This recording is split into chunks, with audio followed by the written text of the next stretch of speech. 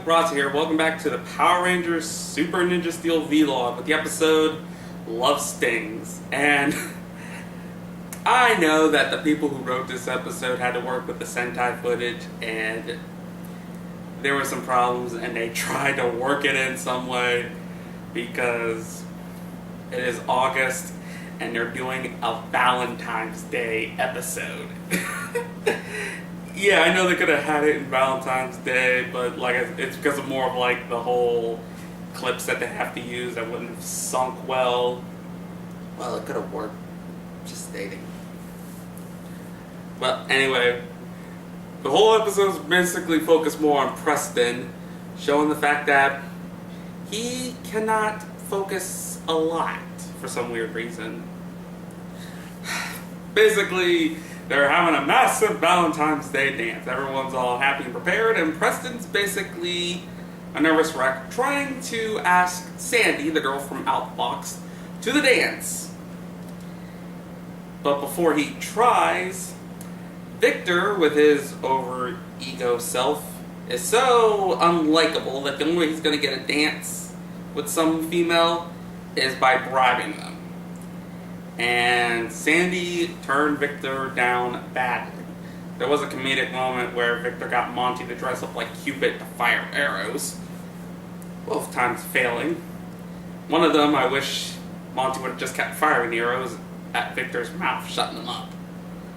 But because Victor was all irritating, saying that Sandy wants to go to the dance by herself because she said, I would rather go to the dance by herself, Preston misheard the situation.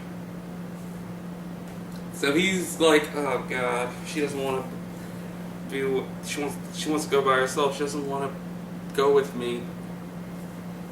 And Haley's just saying, maybe you didn't hear everything right. Try to talk to her, maybe that'll solve the answer. And over for the monster side, Venoma, is basically given the last straw. She's given her ninja medallion and she has to fight the Rangers or else.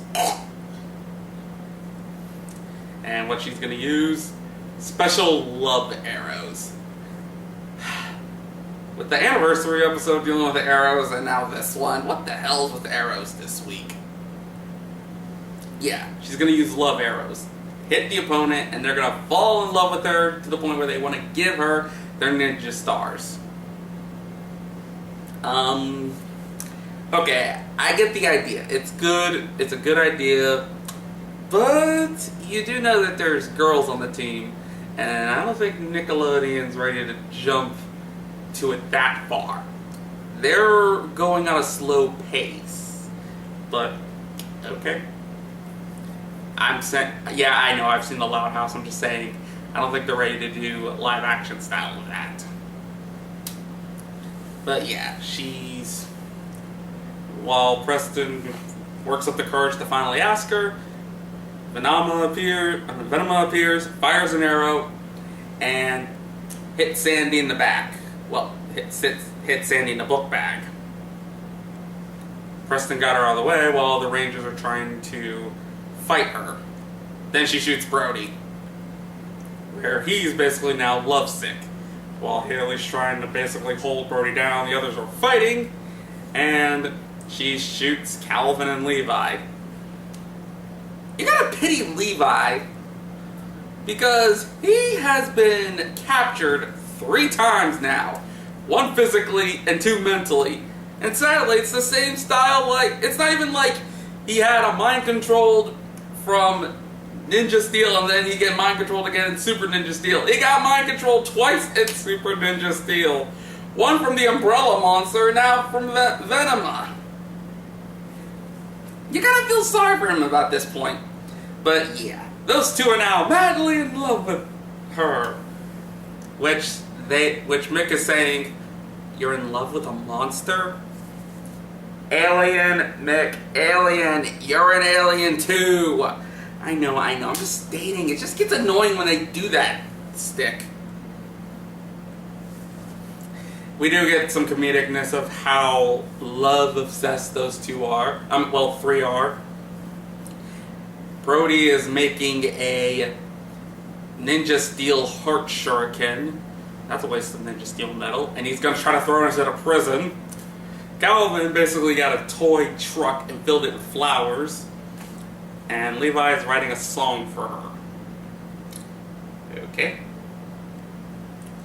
Yeah. Well, during that moment, Preston gets a text from Sandy saying she wants to talk to him. He goes by. She says she wants to go to the dance with him. He's excited until he's like, wait a minute, she got hit with an arrow. Anyone who gets hit with the arrows will fall in love with the first person they see. So she's under mind control. So he turned her down. Sandy leaves annoyed. Haley's questioning what the hell's going on. Preston feels like crap until he looked in the book bag and notices that the arrow shot the book in the book bag. So that's kind of clever. They did show her book bag getting shot, but it could have been interpreted that it went through the book bag hitting her. But like I said, that's clever. And he's basically having a mental breakdown like, oh my god, I screwed up. I can't believe it. I turned her down. I jumped the gun again. And funny enough, they did that lesson of don't jump the gun. Well, Redbot and Mick are working on a way to stop the arrows from getting them. And Brody, Calvin, and Levi escape, all ready to confess their love to Venema. They would have until the Calvin's vehicle broke down. But there was actually something, I think that was a little bit of a clever joke that they said while they were driving. When they were trying to look for Venema, Brody said, let's check the quarry. Maybe she's there. Which I was like, is that a little bit of a jab going on the fact that most of the battles usually take in quarries? Even Levi was like, no, she's at the beach. Which, like I said, it's getting a little bit self-aware in the jabbing. And, well, anyway, Preston decides to investigate. He sees Venema, she's fighting with him. As he morphs, fights, gets shot with an arrow, demorphs, confesses his love for her, only to yank the arrow and destroy it, because it revealed he's wearing plated armor under his shirt. Okay, that is a genius idea, but what happened if she didn't shoot him in the chest? What happened if she got his leg or his arm? He would still be screwed. Well, the question was what the other Rangers needed for this little fight, because Preston finished her off. He did a finishing tornado strike, beating her. By breaking the arrow, though, all the cures and everyone's cured back to normal. And then we get the giant monster fight. And they bring out the Blaze Zords, which, yeah, there was an error footage, which they just used stock footage of the Zords coming in. And they had Preston's Zord showing up, even though he didn't summon it. Even though, yeah, they did show a little bit of him summoning it afterwards. Still, just stayed in stock footage. They make the giant Zord, they fight. We see that the Blaze Megazord has a serpent long arm attack. And yeah, they just do their gun move, finish Count Venema, monster defeated. There we go. No more Galactic Ninjas. Thank you. There were only like 4 ninjas, and yet they had like most of the episodes of the series focused on them. So yeah, Preston basically apologizes in the style of, I'm sorry I screwed up, and would you want to go with me to the dance? Even doing a little magic trick they was practicing, making a heart appear out of thin air. And so that's all good. And for what was Victor doing for that comedic ending, basically Victor is so desperate that he basically wants to go out with a gold digger. She asked for a list of items that he had to get for her. He got them all for her, except the balloons that popped after it lifted up Monty in the air. How many balloons was there? Was not that many balloons to lift Monty up, but they popped. She said, no balloons, no date, but I'm taking the stuff anyway. Wow. I just want to understand the psychology of Victor. I know this is focusing on the Rangers, but I just want to know, what is with his ego, his attitude, thinking he's better than thou?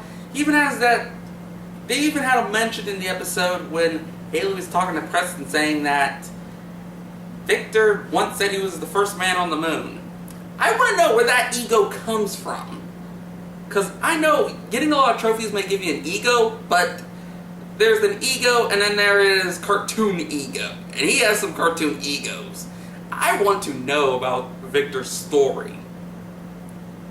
The episode's decent, it just kind of feels messed up that it's a Valentine's Day dance. They could have picked any type of theme, like, I don't know, seasonal dance, something like that. That could have worked. They didn't. They just picked Valentine's Day because love, romance, and the fact that Venema uses love arrows. They could have. I'm just questioning everything. But now, since all the Galactic Ninjas are gone now, that means once I do the next vlog, I can finally go back to doing yokai facts properly. And you're wondering why I didn't do a yokai fact on Madame Odious during Outfox is because I only will do the yokai fact once the yokai is dead. And since those Galactic Ninjas weren't actually based on yokai, unless anyone in the comments below wanted to tell me what they were actually based on, then I will apologize in the next one. But that's all I can really say. Till then, this is Rasa, signing out. Thank you for watching the video. If you want to watch more, click on the left or right video to see more videos from the channel. But if you want to be up to date, click on the subscribe button and the bell icon to be seeing any videos that are being made. Till then.